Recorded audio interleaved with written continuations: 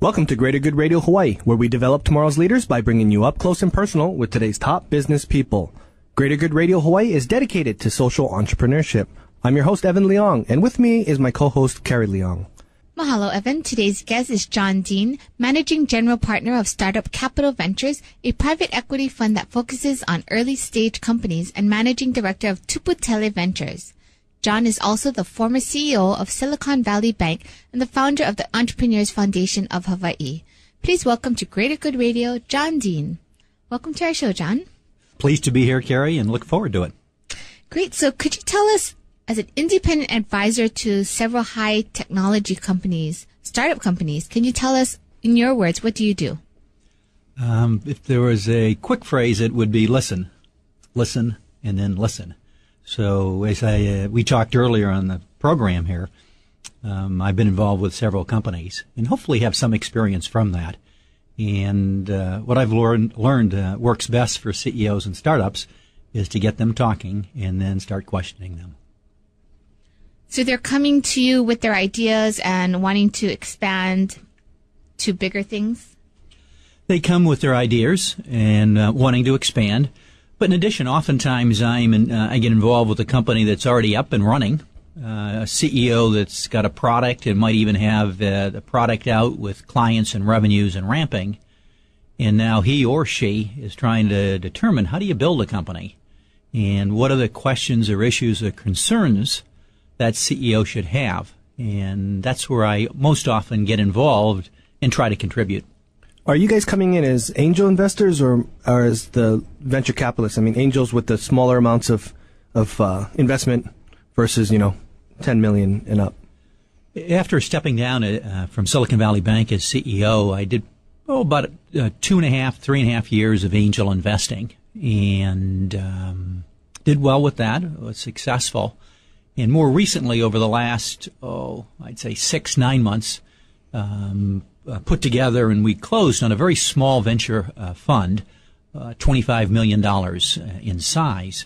So we've kind of evolved from angel investors to what I would call small venture investors, small dollar amounts. So the market opportunity that we see, myself and my partners, would be described as typically a non-capital intensive business. More frequently, it'd be in the software space. A company that has a product, revenue, some clients, and ramp, that is looking for a first round of outside financing and needing $500,000 to $1 million, maybe $1.5 million, and us looking to get involved with that company with that first investment, hopefully getting close to cash flow break even, and then based upon that, another round to ramp the company. So that's very basic, but that's the kind of the model we're involved with today in Hawaii, in Silicon Valley, and then in a few other locations. So what are you seeing different between the entrepreneurs coming to you in Hawaii and the entrepreneurs coming to you in Silicon Valley? Oh, how do I win with that question?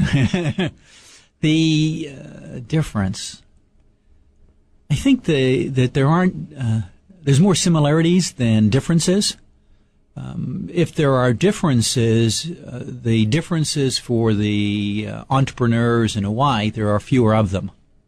And being fewer impacts them in the sense of resources. So if we compared, and it's unfair to do so, but I will anyway, compare the valley, Silicon Valley, to Hawaii, an entrepreneur here is going to struggle more because they don't have, it's changed dramatically and improved, I think, significantly over the last year, 3 years, 5 years. But the resource base, the service providers, the experienced technologists who have built companies and retired here, that pool, that number of resources is limited. So I think that's probably a major difference for an entrepreneur here. It doesn't mean you shouldn't start a company here. It's just you've got to recognize that. And to the extent you can leverage off the valley, and that's one of the things we like to say to entrepreneurs here, that not only will we invest in you, it's not just capital, we'll get involved. We've got great operating experience. But also we've got the resources, the valley, I think, that we can bring to some of the portfolio companies that we have here in Hawaii. What do you think Hawaii could do to increase the resources, bring these resources here to Hawaii to build our technology industry? Yeah. Boy, another tough one, Carrie. what's the Chinese proverb, I think, the longest journey begins with the first step. I don't think there's a thing or two that you can do. I think there's lots of things that you need to do, and I think a lot of things are being done. To the extent that the community can come together, academia, the University of Hawaii, the business community, and then the service providers within that business community, then I think that's a first step forward. And I think through High Beam and through other organizations, the enterprise, I think, Honolulu, that there's been a good steps taken in terms of trying to build that critical base that you need. Where Hawaii is, ultimately, they're going to have to focus. They can't be all things in all segments. And I think you've seen that in an evolution that's taken place, not as much planned as occurring. Life sciences, with Ed Cadman, I think, and great support from the government and others.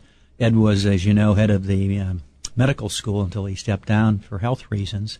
But with the building of a new university in Kaka'ako, with a research lab there, with companies such as Hawaii Biotech here, companies such as, I'm thinking of Ohana, Patrick Sullivan's company, I think there's a good start. And I think in the software space, you'll see a good start.